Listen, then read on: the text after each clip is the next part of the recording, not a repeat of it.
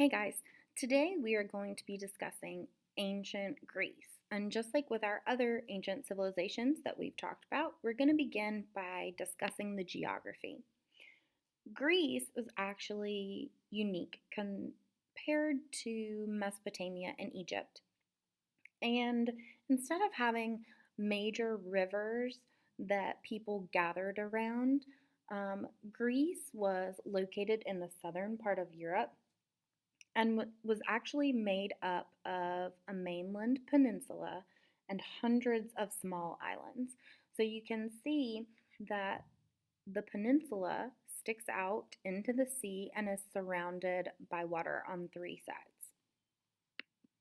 Now, in ancient Greece, the major seas that surrounded the mainland were the Ionian Sea, the Aegean Sea, and the Mediterranean Sea.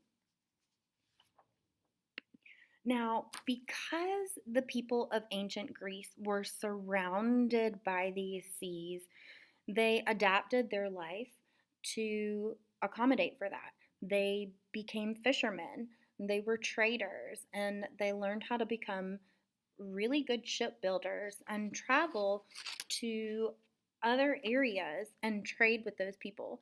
In the map, you can see all the areas in red are places where the ancient Greeks traveled and traded. Now, if you look at the image on this slide, you'll see that Greece was actually covered in lots of mountains. And the mountains in Greece did not have fertile soil that was good for growing crops like in ancient Mesopotamia or like the land around the Nile River. But the mild climate allowed for some farming. So ancient Greeks grew barley and wheat, they grew olives, grapes, and they raised sheep. The Greeks, like many other ancient civilizations, felt very deeply connected to the land that they lived on. And while living on the land helped to develop a strong sense of pride in their country, the distance between the islands and the mountains did not help to support unity in Greece. Now that we've learned a little bit about the geography of Greece, let's talk about the Minoans and the Mycenaeans. So, who were the Minoans? The Minoans were not Greek, but they were the first to live on the Greek island of Crete. The Minoans were a very wealthy society. They earned their wealth through trade. They built ships and traded with Egypt and Syria. They traded pottery for ivory and metals. They carried goods to other ports, and they controlled the seas and protected travelers from pirates. The Minoan civilization ended suddenly. Some believe it was due to underwater earthquakes that destroyed the cities.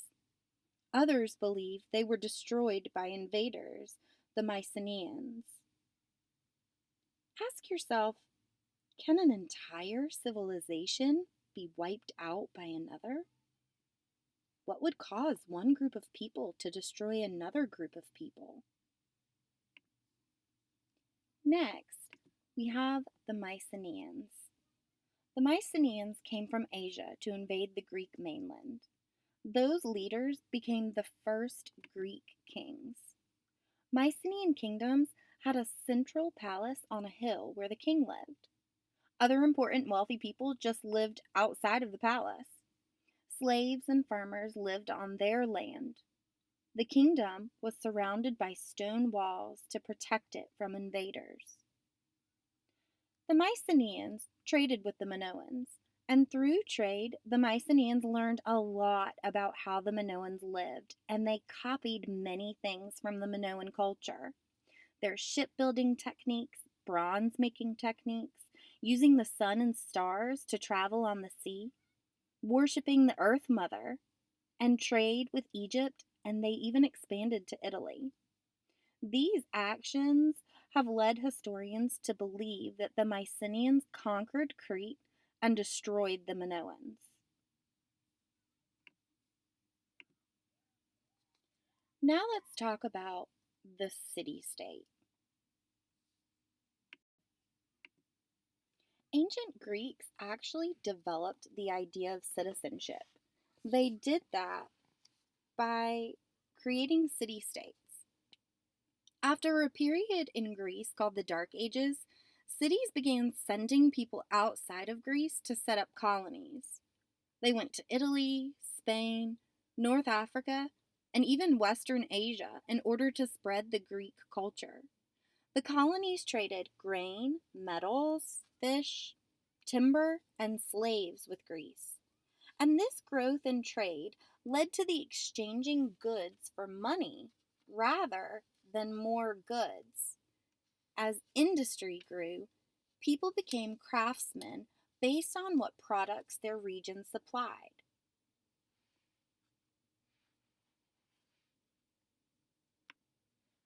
Greek city-states were known as a polis. The Acropolis was the main gathering place. The Acropolis also served as a religious center where temples and altars were built to honor their many gods and goddesses. The Greeks were polytheistic, just like the Egyptians. The agora served as a marketplace and a meeting place. Most city-states were small, but Athens had as many as 300,000 people.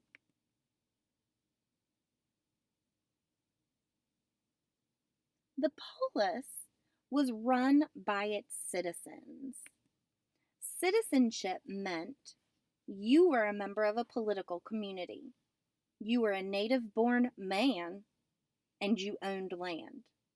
Now, if you had citizenship and you were a citizen, you could gather in the agora to choose leaders and pass laws. You could vote. You could hold an office yourself. And you could own property. Citizens had to serve in government and as soldiers. The citizen soldiers formed a hoplite. Citizens made good soldiers because of their loyalty to their home polis. These loyalties also caused problems for the hoplites. Think about this before you go.